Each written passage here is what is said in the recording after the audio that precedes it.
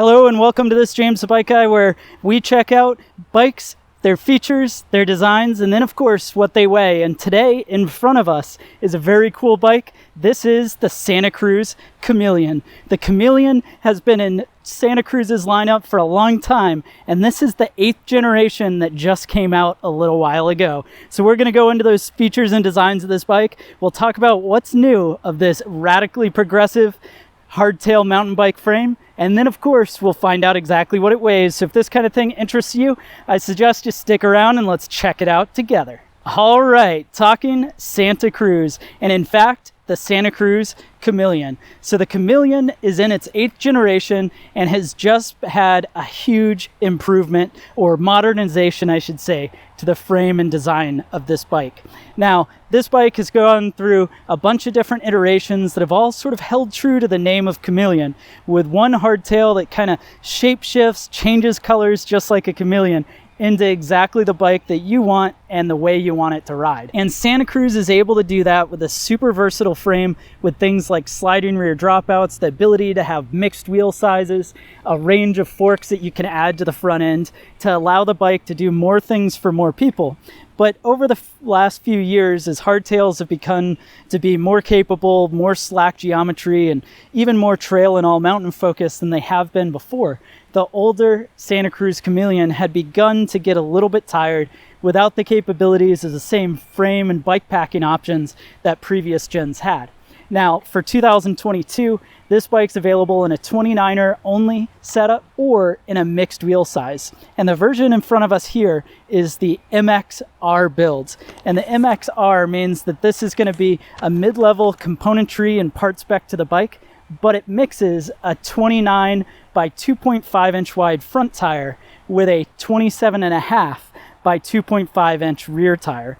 And so that gives it this very aggressive, very cool looking stance and design to the bike. It also allows the back end to come in just a little bit tighter, the front end to still have that big wheel to get over the obstacles and things like that. And it's rocking 130 millimeters of front suspension through that Rhythm 34 fork.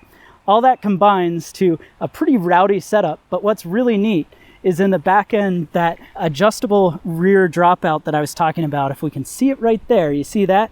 So this is for the 27.5 inch wheel. And that sliding rear dropout allows you to adjust the rear end from 425 millimeters of length to up to 437. So you can lengthen the back end out, get a little additional tire clearance, as you can see here, lots of room for mud shedding and all things like that. But you can also swap out that 27.5 inch dropout, this piece here, for a 29er. And without having to do anything else, buy a new bike, whatever, you could swap in a 29er wheel. So that's pretty cool. So if you choose the 29 or the mixed wheel size, you can then swap those out for the corresponding wheels that you want to run, or even be able to have multiple wheel sets. The other cool thing with that sliding rear dropout, not only being able to tune the geometry, it does allow you to run it single speed. So again, another shape and shift that you can do with this bike. Now through the center is a threaded bottom bracket, of course ISCG mounts going around. That's going to allow you to run bash guards, chain guides, things like that. And then up front is an 1.125 to 1.5 tapered head tube going down to this Fox Rhythm 34 fork. This is an 130 millimeter travel length, but you can run up to 140 millimeters recommended with this frame, and I'm sure some people will push it even further than that. And speaking of pushing even further, that's where the geometry has gotten pretty aggressive and modern. So this bike rocks a 65-degree head tube angle, a 74.4-degree seat tube angle, and then in a size medium, it's going to have a reach of 458 and a size large of 782. So that is a very long and very modern geometry to this bike. It gives this huge amount of space inside of there for a frame bag. And I also like how the top tube does slope down so much that you have nice clearance to get on and off of the bike. Going into the cockpit of the bike, we've got Bergtech parts. Because this is an R Spec, this is a bit nicer build. So an alloy bar, 35 millimeter bar clamp, nice riser setup to it, and then the Bergtech stem. I personally love the way that these alloy stems look. Of course, that clamp is nice and solid, and then it goes out to the Santa Cruz grips, which are lock-ons, a nice little texturing to it, and then waffle pattern down at the bottom. and then you perch up on a WTB Volt saddle, one that's specially designed for Santa Cruz, or at least has the embossing, and then of course an SDG Tellus dropper post. So lever right here on the handlebar, 1x style, boom, the saddle's able to come right up, and that dropper post length you can see is pretty solid on this size medium.